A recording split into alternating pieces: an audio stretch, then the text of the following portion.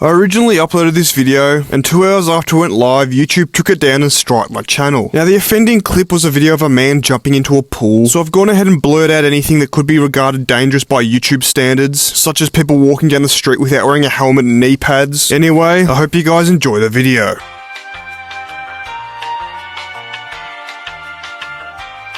It's no secret that some places are just cooler than other places. For example, the pub is cooler than the library. And the Western Treatment Plant, aka the Werribee Poo Farm, is cooler than the ATO head office. And the same goes for aura. Some places just simply have more aura than others. So in today's video, we'll be going through the top 10 countries with the most aura, in my opinion. And as we all know, my opinion is fact, and if you disagree, you can argue with each other in the comments. Anyway, now it's important to note before we get into this video that some of these countries are a little bit iffy when it comes to their leadership. But in this video, we'll be focusing on the positives of each country, and the things that mainly the civilians did that give these countries so much aura. Anyway, let's get into it. Now first I gotta give a shout out to my favourite country, and that of course is like and subscriber stan. Literally all you need to do to become a citizen is press the 2 buttons below pictured here. Anyway, let's get into it. Starting off with number 10. Now in the 10th spot of course I've got Colombia. Now look, I'm not gonna beat around the bush here. There's one thing that they're the most famous for, and that of course is one of their exports. This of course is a naturally occurring substance that for about 15 minutes heightens your alertness, reduces your appetite, and gives you a bunch of energy. And that substance of course is coffee. But there's also something else that they're famous for exporting, and that of course is cocaine. Now I gotta sort of be careful on what I talk about here, because YouTube's been hitting me with the demonetization hammer for no reason again recently. But of course there's one Colombian man who farmed 99% of the country's entire aura wealth, and that of course is Pablo Escobar.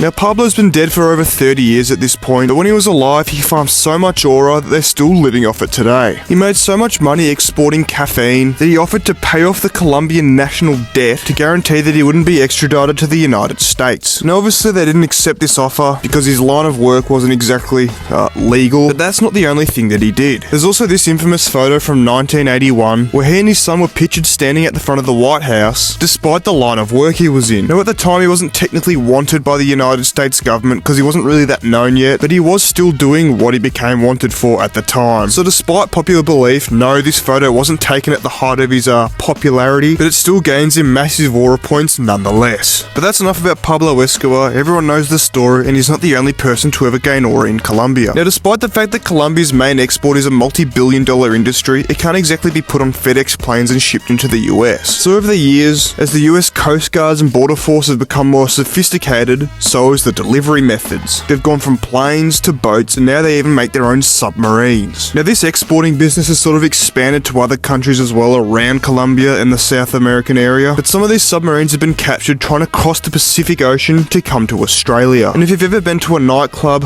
bar, or even pub in a major city anywhere in Australia, by the amount of people in the toilets that seem to be having cold and flu symptoms, it would not surprise me that many of these homemade submarines are actually making this treacherous journey. Now say what you want about this entire market, you have to admire the ingenuity and persistence of the Colombians to deliver their product to their clientele despite the adversity. Anyway, moving on to number 9. And in 9th spot I've got to give the crown to Mexico. Now Mexico as well is known for a special export of herbs and spices. Now while their methods don't go as far and as complicated as the Colombians seem to, mainly because their product isn't as profitable and compactable, they still share a lot of the same ingenuity, which I admire. Another thing that I admire about the Mexican people is the stereotype. Now unfortunately, a lot of different nationalities get bad raps when it comes to stereotypes, but the Mexican one is literally just the fact that they're hardworking. Another thing that I love about Mexico is that it only seems to be a short ferry ride away from any part of Australia, which is perfect if you want to do some spirited driving and post it on social media. Obviously Mexico has much more relaxed driving laws than we do here in Australia, so it's much easier to just jump on the ferry, do what you gotta do, and then that way you won't get in trouble for it. Because not only do Australian police not have authority in Mexico, the road laws are completely different. Now one of Mexico's public figures with the most aura has to be El Chapo. Now I don't think I really need to explain why he was in a bit of legal trouble or what he did, but in 1993 he ended up in prison. Now El El Chapo is very famous around the world for his work, and 8 years later, in 2001, he managed to use a bit of his influence and a little bribe to get himself out of the joint. So after greasing up some of the guards, he smuggled himself out of the prison in a laundry basket. He then spent the next 13 years on the run before he was recaptured in 2014. Shortly after, he was put back in maximum security prison, where he was watched 24 hours a day, 7 days a week. Then one day, he just squatted down in the corner of his shower and vanished. Well, it turns out that his cronies bought a house closest to the prison that they could, dug a tunnel underneath, and smuggled him out on this motorbike. And unfortunately, this time he only spent 6 months out of the joint before he was rearrested following a shootout, and in 2017 he was extradited to the US, where he remains in custody ever since. He was sentenced to life in prison and had to forfeit $12.6 billion. Now I'm going to have to give the 8th position to England. In my opinion, England has the best slang in the entire world. And believe it or not, England is the place where the English language originated. But my favourite thing about England has to be their entertainment. England, Borat and Ali G were both curated by an Englishman. The In-Betweeners, and one of my personal favourites that's not as well known, People Just Do Nothing. British people are just the kings of taking the piss out of themselves and being funny. And the British version of any TV show is always better than the American version. But from the outside looking in, England just looks like it's a very expensive place to live in, and the weather is shit. So that's why I've placed it at number 8. Now in 7th I have to put the USA. And despite being the biggest Western global superpower in the world, having the biggest military, and just overall being the country that has the most power in the entire world, when you look into it, the USA actually loses a lot of aura. Now while I'm talking, you're going to see a whole bunch of videos playing in the background, and I'm just going to keep talking so that they keep playing. But there's one thing you'll notice about all of these videos: they all have one thing in common.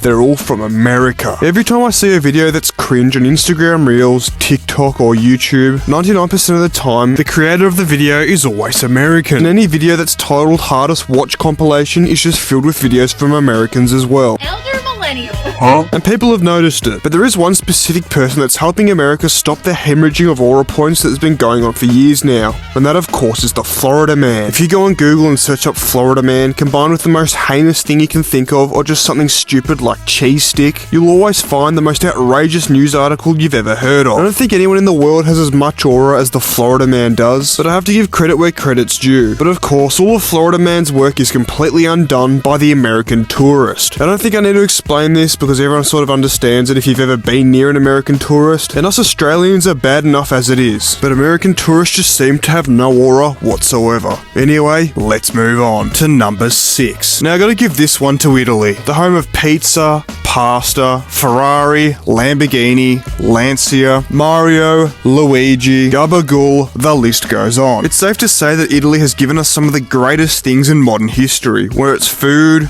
cars, the mafia, you name it. Now back in the day, Italy ruled the world, with the Roman Empire of course. As far as I'm aware, they gave us roads and concrete, which we still use a lot today, believe it or not, and the Colosseum, despite being 40 years older than Jesus, is still standing. Now unfortunately, Italy does lose a few aura points for the performance of their F1 team in the last 20 years. Despite constantly having some of the best drivers in the entire world, they couldn't organise a piss up in a brewery. Anyway, Italians are famous for going ballistic with their hands anytime they talk. They use Lamborghinis as police cars in Italy as well for transporting organs and high-speed police chases. And apparently the guy who invented pizza died because he ate too much pizza. So yeah, Italy's got a whole bunch of aura and it's definitely earned a spot on this list. Now at number 5 I put Southeast Asia. Bali, Thailand, the Philippines, Cambodia, Vietnam, and I'm not saying that they're all the same, but they're all very similar in the aspects we'll be talking about now. My favourite part about these countries has to be the health and safety laws. In Australia, a work boot looks like this, but in Southeast Asia, a work boot looks like this. There's a reason that Southeast Asia is one of the most popular holiday destinations in the entire world. It's because the weather's always nice, it's relatively cheap, all the local people are legends, it's a fairly safe region, and it's a lot more relaxed than 99% of other countries in literally every single way. One of the best parts about Southeast Asia has to be the motorcycle culture. They use mopeds for literally everything, and despite the fact that the roads are absolute chaos 99% of the time, somehow people just seem to figure it out, and the traffic actually flows fairly smoothly. Now unfortunately a lot of people come to Southeast Asia and try and take the piss. You get bogans behaving like animals who think they can just do what they want, grease up a police officer and get on their merry way. But while Southeast Asia is one of the places where you can have the most fun in the entire world, they also take their rules very seriously, especially when it comes to drugs and all the tomfoolery that surrounds them. Just take the Bali 9, Chappelle Corby,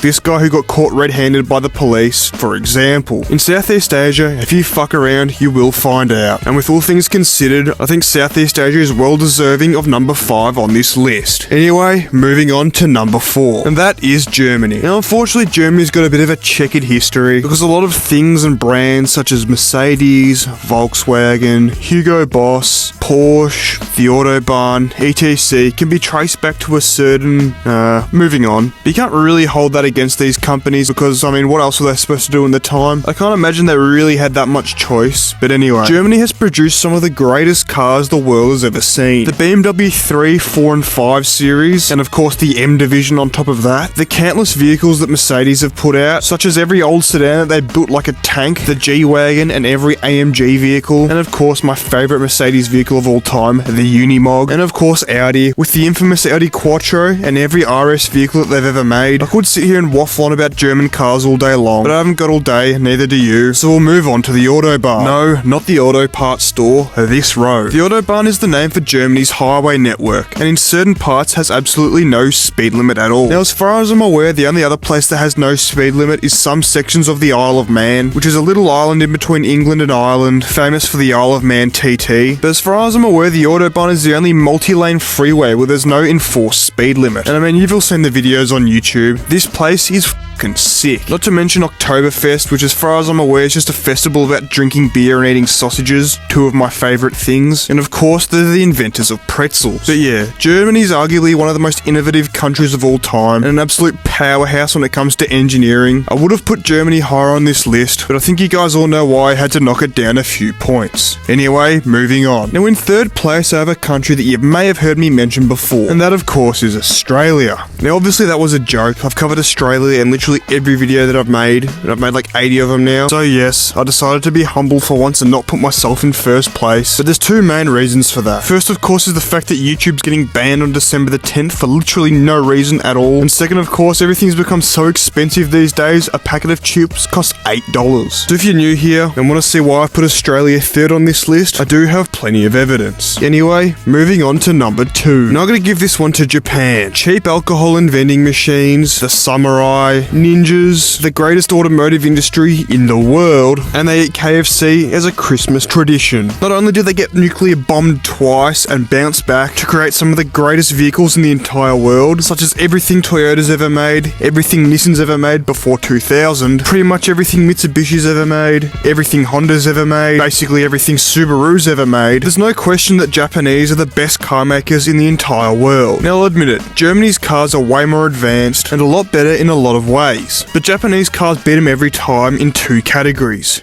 price and reliability. If you jump in a 40-year-old Japanese car and turn the key, it'll crank and start straight away. And same with most German vehicles from the same era. But if you do the same in a car from 20 to 30 years ago from Japan, the same story. It'll crank and start straight away. Whereas the only thing that'll turn on the German car is the check engine light. You see, the Germans got too carried away with adding stupid features to bump up the price, resulting in more things to go wrong and fail. Whereas the Japanese started off making their cars as simple as possible for reliability and basically never changed the formula. I mean, just look at the Hilux. It's practically unchanged since 2005, and the only reason that they're unreliable is because of government regulations and things that they're forced to add like DPFs that impede on the Japanese formula of simple and reliable. I mean, at the end of the day, there's a reason that the Taliban use Toyota pickups. They're quite literally bulletproof. And while we're on the topic of bullets, I gotta quickly give a mention to the bullet trains. I mean, just have a look at this video. These things are awesome. Now before we get into number 1, I've got to get through a few honourable mentions. We've got Ireland for inventing Guinness, the entire United Arab Emirates for having the tallest building in the world and all that wicked sick shit they do with Land Cruisers and Camrys over there, while completely sober by the way, Denmark for Lego and Bluetooth, New Zealand for Lord of the Rings, the Manu, and of course the Neck Minute video. Neck Minute! And if you think I've missed any, let me know in the comments. Anyway, moving on to number 1. Now before I get into number 1, I gotta say this one is a bit controversial. Obviously recently the government of this country's been up to no good, but I need to remind you guys that this video is entirely non-political. This is about the people and the things that give these countries the most aura, not the bad shit that the idiots in charge are doing. And this country is of course Russia. Now hear me out. When it comes to dashcam videos, Russia is the undisputed king. Compared to any other country, the Russian dashcams are just the most chaotic out of everyone. Now I read somewhere that the reason you see so many crazy Russian dashcam videos is because of the fact that everyone in Russia is so bad at driving that most insurance companies mandate a dashcam, which I think is pretty pretty funny and great for our entertainment. Then of course we've got the Lada, one of the greatest vehicles of all time, besides the AU Falcon of course. It's rumoured that every Lada came with a factory heated rear window so you can keep your hands warm while you're pushing it. And of course the Lada makes many appearances in these Russian dashcam videos, and quite often they're doing the most crazy stuff. Then of course we've got Dagestan. This place is just a printer for UFC fighters. And for example, we've got this video of Khabib as a child wrestling a bear, and that's just part of their training over there. Russia also invented vodka, or was it Poland? I don't know, but Russia's more famous for it. Now my favourite part of Russia has to be Siberia. It's an absolutely huge place and is one of the coldest places in the world, and the people that live out here are tough as nails. Some of my favourite content on YouTube to watch is channels like Crazy Restoration that goes around cold starting old Soviet vehicles. These old Soviet vehicles have so much aura, imagine whipping this shit around town. Some of them even have a 17.6 litre V12 diesel engine. Imagine putting that shit into a Miata. They also beat the Nazis twice, one at the home ground and one at the away game, ending World War II. They built whatever the